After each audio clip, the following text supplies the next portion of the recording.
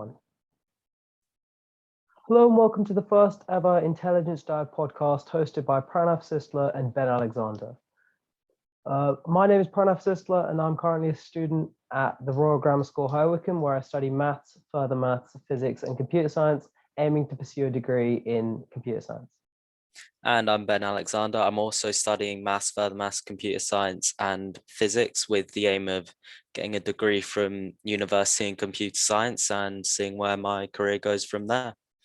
So the aim of this podcast and the reason why we're doing this is because we both have a deep fascination with computer science and the various topics that come with it. And we thought that we would like to be able to research topics and then break it down to a very simple level so that a normal viewer would be able to understand the topic and then understand our debates and our points that we make from our research. And it's just a very good way for us to be able to share our love for computer science.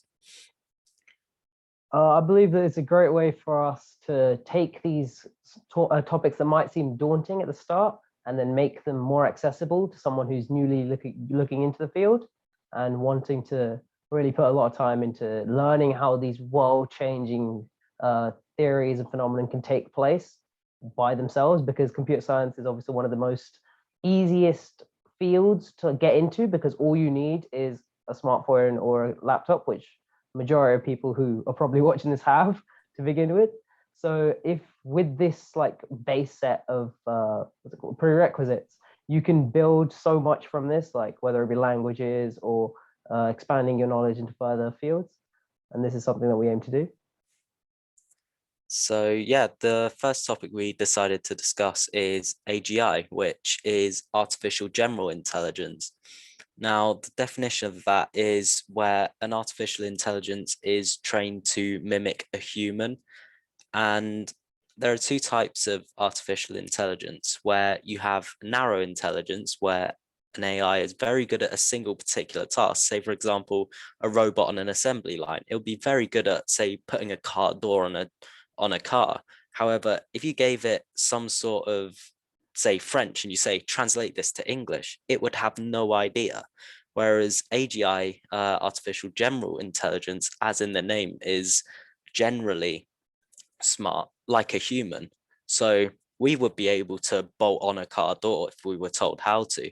And we'd also be able to translate French into English if we were told how to. So this is the idea that general intelligence is. It's essentially making almost like a human replication as an AI. So one of the things that a lot of people, when they look at this topic, get a little frightened by it is how this could eventually be like the plot of some movie where the entire world is taken over because of these awful machines, right? And you've seen all these movies that take AI and say how it could be evil. So, however, the efforts and the reasoning why they've initially started something like this was simply like to cut costs in industry or to make life for the average person a lot easier.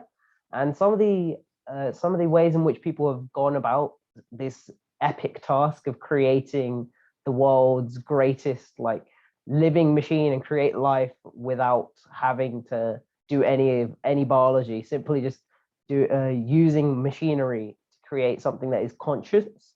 And this is something that is a huge mathematical and computational problem that people have been trying to search the answers for nearly 100 years.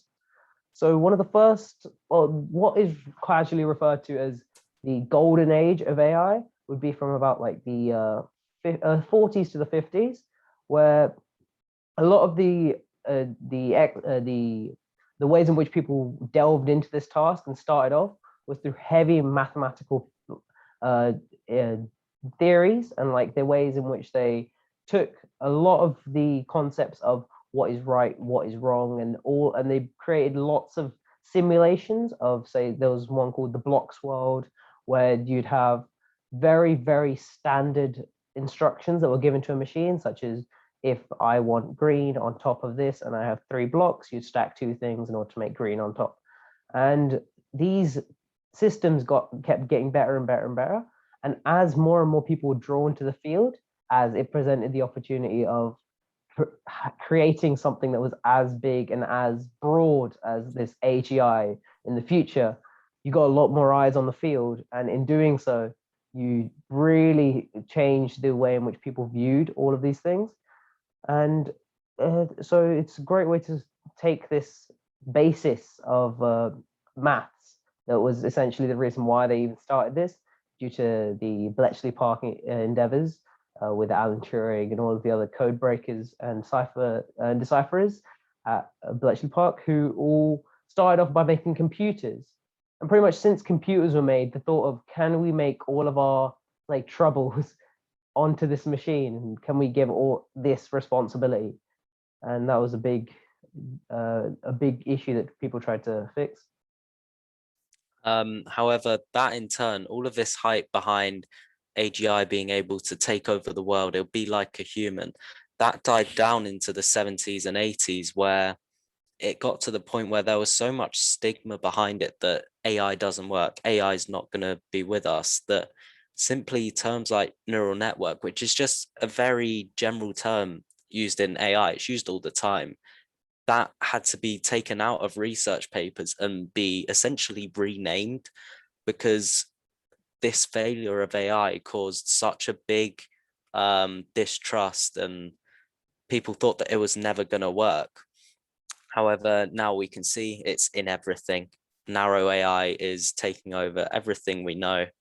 And this failure behind AGI had several causes. Firstly, I think if we look at how AI works itself, how narrow AI works, then we can see why general intelligence didn't work.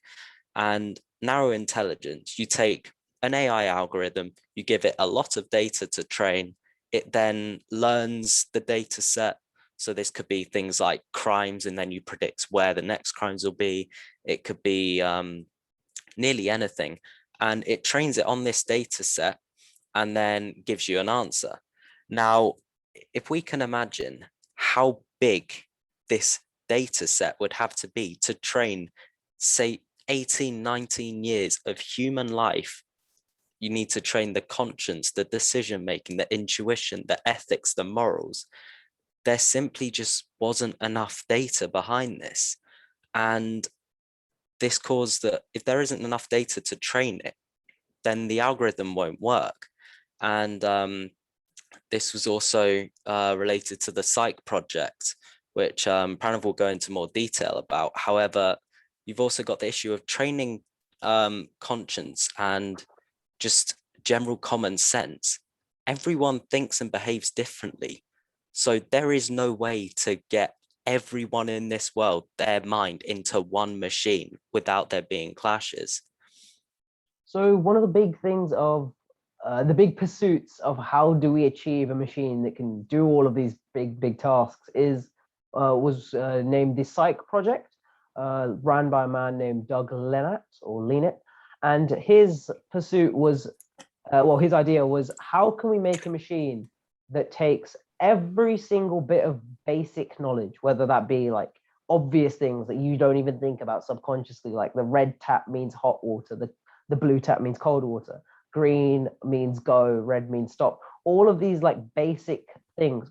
How can we put this into a machine so that if we were to create, say, a robot that looked like us or something along those lines, how can something have a consciousness to the point where it's intelligent enough that we can have we can communicate with something, and it's not done in a way where all you simply just input stuff in a on a keyboard and simply give it instructions. You want it to have a human feel, and that was something that all of your like Age of Ultron movies and all these like concepts and all these people who dreamed of stuff beyond what we currently have, this is what they are aiming towards. And this is the Psych project was trying to achieve something like this. In actual fact, it didn't pan out because of the issues that Ben mentioned there, of how Lena employed a big team of people to work on this project with him.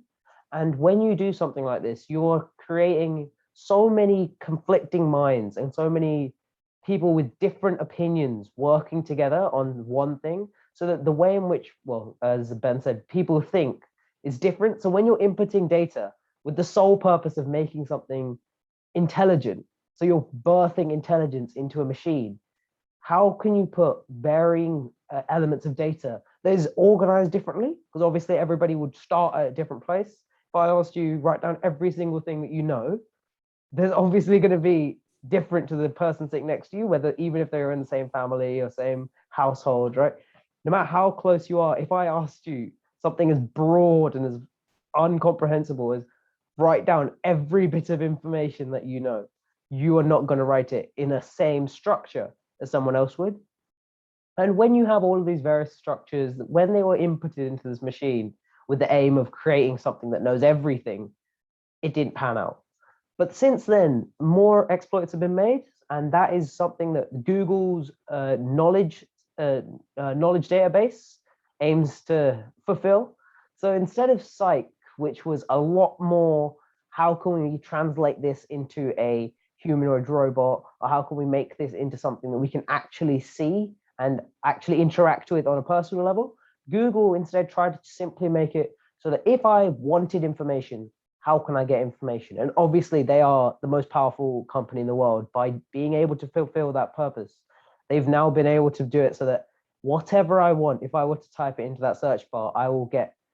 And knowing this, it's very easy nowadays for a company like Google to take this almost infinite bank of data and use this to their advantage. And this is something that leads heavily into ethics, because when you have such murky waters, such as the internet and all these things that have recently become mainstream, and well, you could say internet's been around for a while, but in how it's affected everyone, how there's almost no one in all of the major developed countries that does not have access to the internet at will. So when you're writing legislation, which very few have been able to do successfully on something like this, you have so much confliction between what can companies own, what can companies not own, and that nicely leads us into our ethics of data science and the internet topic. Because yeah, the issue with building something like the Psych project is you need a lot of data, and this can be collected and placed together. However, for example, you sign up to Google, you make a Google account, you'll sign up to this, say, 100-line like terms and, well, the end user agreement. Nobody reads it, and it's all very obscure, meaning that people are almost unknowingly giving away all of their data, because it makes sense to the average person.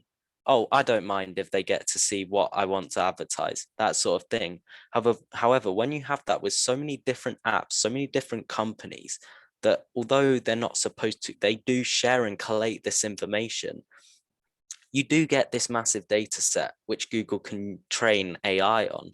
However, this data set isn't very ethical, because this is all data from users not knowing that this data is being collected. It can also lead to quite big issues.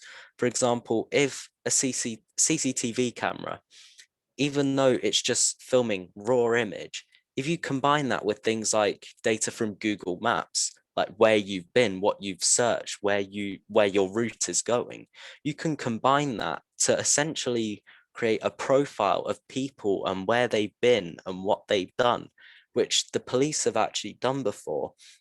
And this would be completely unknown to you. You see a CCTV camera, you don't think anything of it. Oh, I'm not committing a crime. There's nothing wrong with this. But all of this data slowly and slowly builds up on you, which can then be used on big projects. So the advantage of it is that it creates big data sets, which most people don't mind having their data on, that AI can be trained on, because as we said, AI needs an absolute load of data.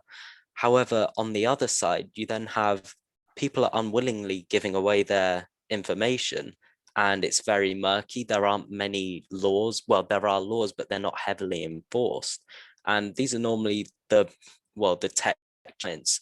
They have the best lawyers. They can get away with nearly everything, which is why ethics is a massive part of data science, because we use ethics to clear this murky water and decide if we think this is right or we think this isn't right, regardless of legislation, which is why it's an amazing debate that you can have with just your friends as well. You don't need to be knowledgeable on a topic to debate the ethics behind it. Something that is very worrying in the general scope of AI and what we can do now with the internet through all these major companies like TikTok and Instagram and Facebook and all of these companies that hold so much data is that although you think that, okay, I've done nothing wrong, I only post like 3 or 4 photos, if everyone has access to that, that's fine. That is fine for you. But what inherently is happening is, how do you think that someone like Mark Zuckerberg, right, who's valued at unimaginable amounts of money, how is someone like that, or like Larry Page or someone in that sort of position, how can they make money? I hope you've contemplated that, because the idea that you have Google on your phone, right, and every time you use Google, you're not paying them. There's no transaction between you and Google, right? Because it makes sense why Jeff Bezos has made so much money, right? It's obvious. He made a site where you buy stuff off a big catalog, or an almost infinite catalog of stuff, and he will take some amount of commission, right? You can understand that that is the way in which it works. Whereas these guys aren't selling you anything. So they are, so how do these guys make money? And the way in which they make money, which is something that I've learned by watching The Great Hack, which is a documentary done on Netflix a few years back, was that, as well as the Social Dilemma, which is another documentary done in similar fashion, but a little more modernized, was that all of this information that has been taken from you is the money, and that all of the information that they're able to gather is what they sell. So you are not their buyers. You are not someone who is a client for something like Facebook. Instead, you are the thing that is being sold. You are the goods. So when someone in the position of Mark Zuckerberg has made so much money, he has sold all of the data that has been collected by all of these various firms and people that have used his site, to advertising agencies, to all of these people that are able to target ads and based upon people's preferences, and then sell them things that they otherwise wouldn't have bought. And in doing so, you've profited on this front, and you've made your website or your application so much more addictive, in the sense that if, say, TikTok, which is currently the most used social media, if someone was to see constant things on TikTok that they enjoy, every time that you keep scrolling, it learns more and more about you. So it knows what you like and what you don't like.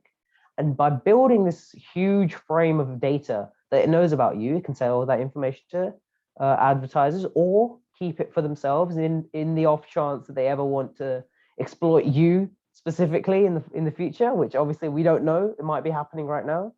And by building up such a great information bank, we have no understanding right now of what they are capable of doing with this data.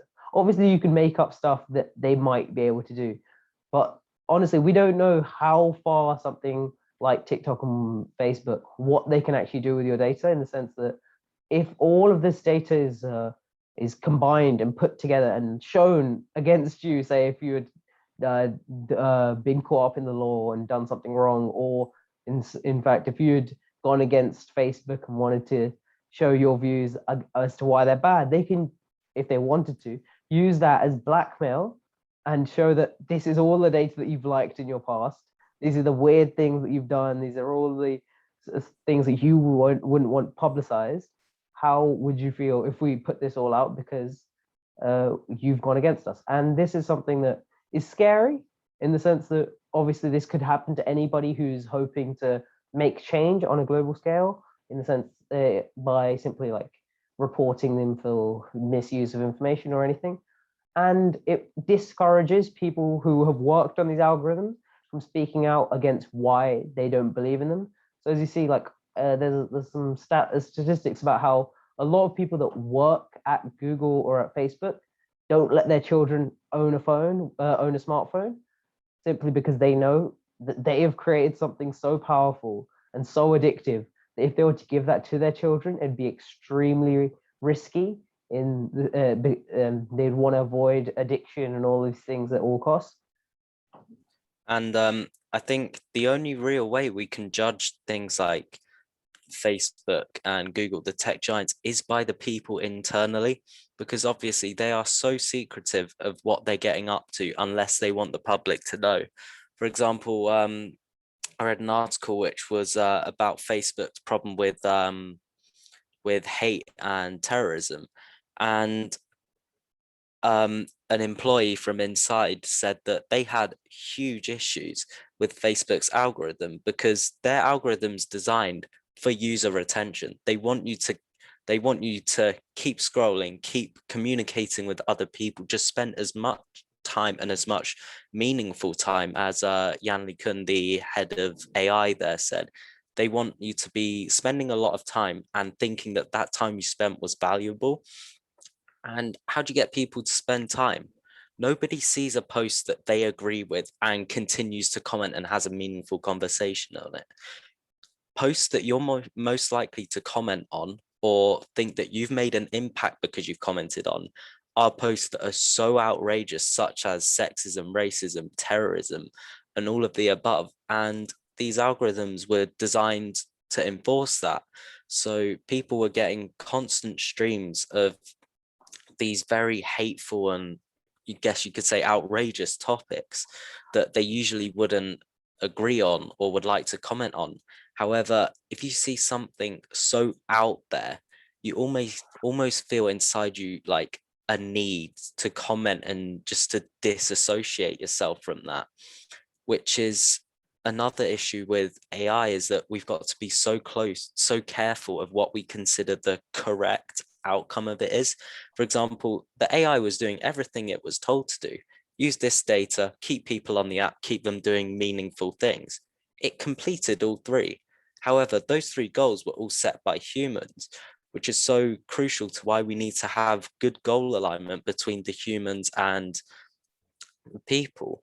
Furthermore, in Facebook, they also had two robots called Bob and Alice, well, two chatbots who were just an AI that's been trained to talk to people, just like a normal person using messages.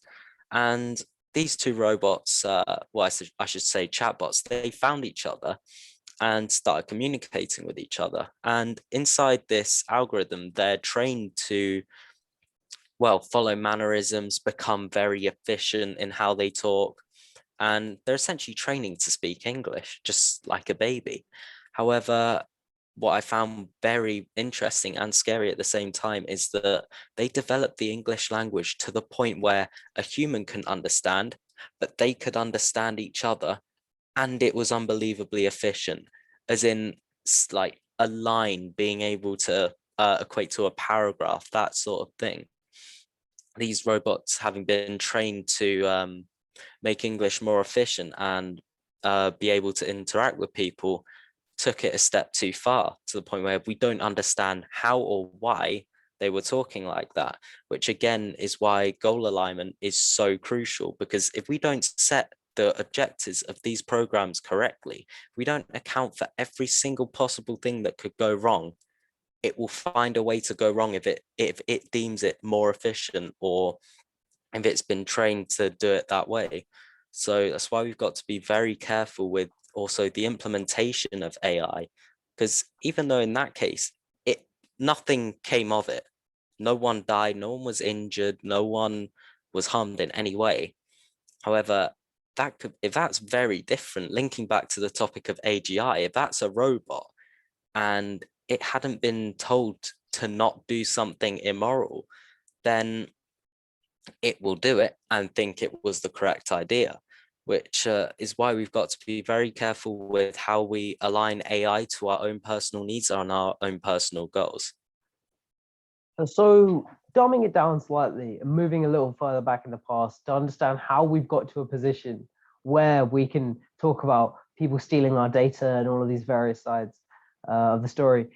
One of the big things that differed from the aforementioned golden age of AI was a man named Rodney Brooks, who his theories were that in order for us to move forward and to use AI in a more in a more useful sense, so that instead of thinking about big theories and making it do meaningless tasks by so much mathematical logic, instead of all of this, we can make AI help us in sense of doing what we consider meaningless, repetitive tasks. And this was the birth of behavioral AI that used logic flow rather than mathematical theory in order for it to work. So how Mr. Brooks would go about it was he, instead of having all of these big math theories that talked about the ways in which people should assign data and log all of these things. Instead, behavioral AI simply was reactive to its environment. So it would take on a task that was given, so either like 4 or 5 instructions, and based upon its constant input of data, it would be able to make decisions based upon this. So Brooks was fundamental in the building of the iRobot and the electronic vacuum that some of you may have at your house, that uses all of these programming to build a machine that is able to navigate by itself. All right, if any of you have this Vroomba, I think it's called, which is a big, well, it's like a decently sized vacuum cleaner that goes around on its own. It doesn't bump into anything unless it's unavoidable. And the idea is it's able to find areas that it hasn't cleaned yet and ensure that the entire area is clean without someone having to use, say, a Hoover or an actual vacuum cleaner and do it manually themselves. So the way in which something like this is built is that it uses behavioral AI by constantly taking in information. So first of all, it's given very basic instructions. Go to the charging dock when you run out of when you've run out of when you run out of power. Go to the charging dock if your dust canister is full. Keep going until all of the dirt in your surrounding area has been cleaned. And if you run out of if you run out of battery, go back to the charging dock. So, based upon very obvious and logical instructions that it's been given, it then takes these fundamental ideas and then keeps building on them. So you'd have the machine would go around constantly seeing the floor in front of it and constantly taking in this data and realizing, okay, we need to clean here, we haven't cleaned here, we should think about cleaning here. Oh wait, my canister's full, let's go back. And it has priority queues of which things are more important than the others, because obviously you wouldn't want it to keep going around with a full dust canister. So like that, there are a few, this is a lot more dumbed down than the prior way of thinking about it, which is we need to make something that can do everything we can do, like the Psych project. So this was after the Psych project, which many considered a failure. So since then, we've used this sort of AI a lot more than general AI because, well, obviously it's a lot more practical and there are so many ways in which we can just immediately implement something that is extremely reactive rather than something that's proactive, which is a great thought for the future, but it's something that we cannot currently obtain right now. So then that leads us nicely to agent-based AI, which is pretty much a mix of the golden age and the Brooksian era, which many have named it. So it takes the logical principles from the golden age of how we should represent all data in the form of whether it be information that we can see and a mathematical way of plotting it all down, which is heavily proactive, as well as the Brooksian methodology, which is using behavioral AI, which is reactive by learning without having any knowledge of its environment, through simply just being turned on and being active. It will learn more and more, and it will be able to complete your tasks better for you. So that is something that the scientists high up have decided that it'd be a better way to spend all of our resources and investments would be to create a collaborator, in the sense that you have something that is not simply a passive servant by watching through what you're doing. And you're say if you were to use Microsoft Word, back in the day, when you'd use Word, you'd simply type a bunch of stuff, it'd show all what you've typed, and that was it. Whereas now they're trying to integrate AI into it. So you have autofills of your sentences, very advanced grammatical spell check, of a packed thesaurus that is able to replace words that you might have thought were right for the situation with something that it knows is better and fits the English language better and gets across what you're thinking. So this knowledge is far more applicable than something as huge as the Psych project, which tried to do all of these big things in one go.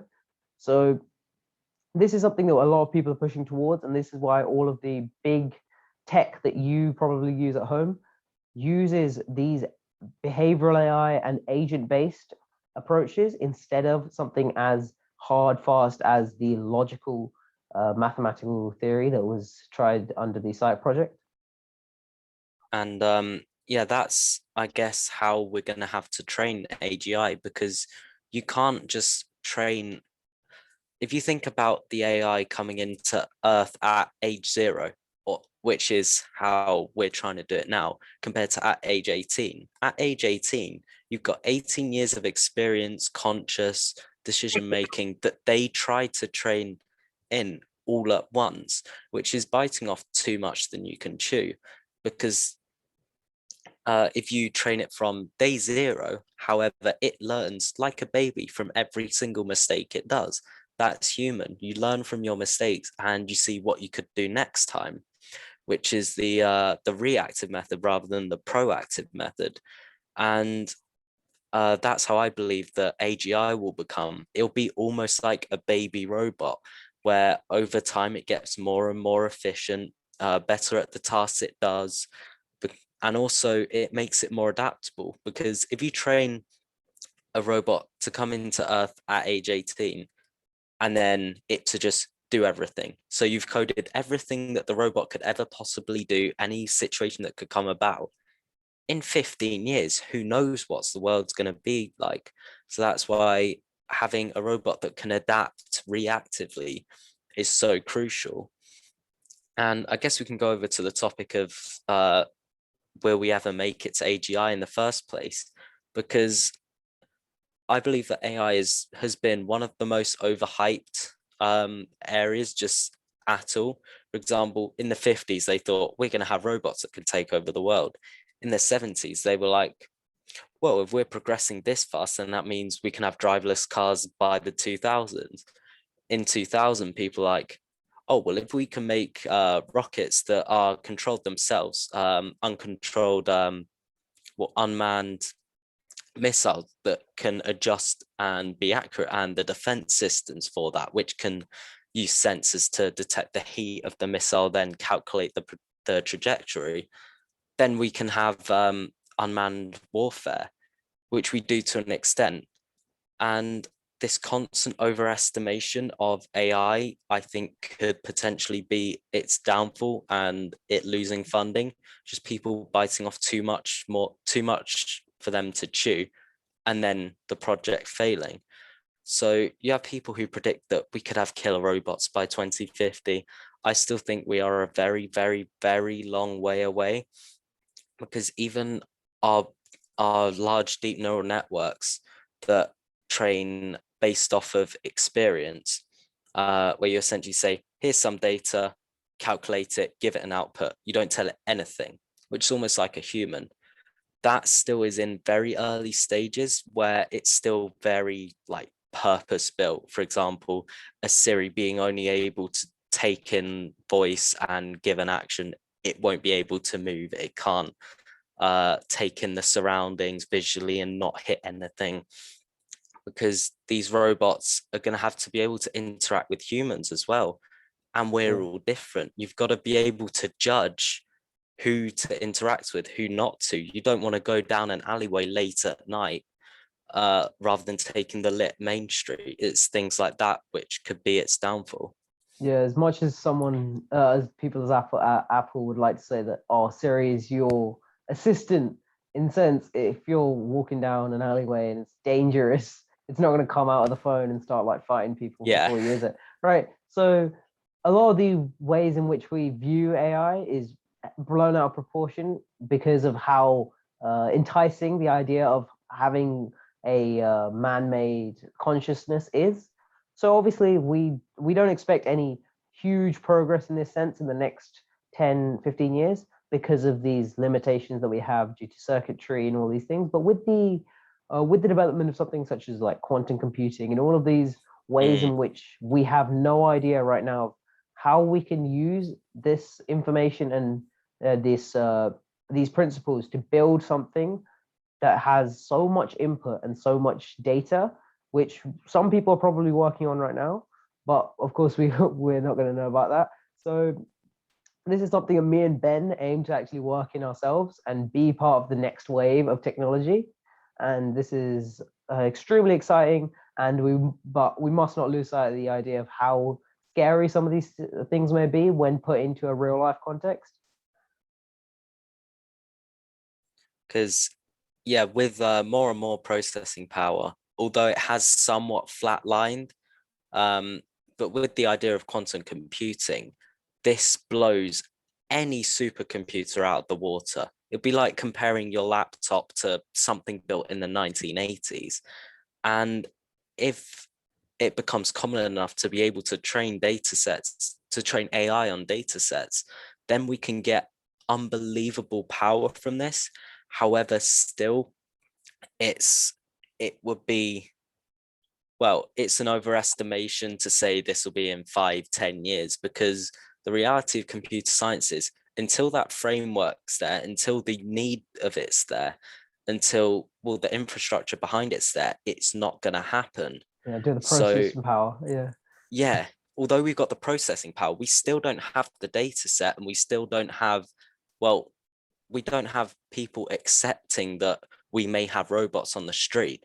Most people, if Yeah. you see a robot on the street, you wouldn't consider it human. You wouldn't consider it thinking or conscious, because it's not at the moment. You then have to have campaigns spreading awareness on these sorts of topics. We're still, in reality, a very, very, very long way from A.G.I, because we haven't broken the narrow-minded AI yet. Currently, AI is still an assistance. It's not its own thing. It's built for specific situations, not for general life. Yeah, so from all of the current amazing things that AI is able to achieve, like recommendation systems on your Netflix or Amazon Prime, as well as like auto junk mailing stuff or updating calendars and sorting out emails accordingly. Despite all of these great things, and even like say Tesla and its driverless cars, well, not driverless in the sense, but despite all of these great things that we can do with AI, we are still searching for something beyond that. And this, in my opinion, seems like a great way for us to wrap up the first ever episode of Intelligence Dive, where we've really have explored all the ways in which AI can be used, and we hope for it to be used in the future. And I hope that this podcast leads to a lot of internal discussions amongst you and your friends about how we can use this great technology and this great avenue in order to build a better technological future. So And thank yeah, you. just have a read up on it, because, well, we're clearly fascinated on this. It's something you can delve down that wormhole so easily. Definitely, And yeah. yeah, just have a read, have a look at some local news articles, because AI is everywhere and it's not going anywhere. So Thank yeah, you. Yeah, thanks for that. listening. Thank you.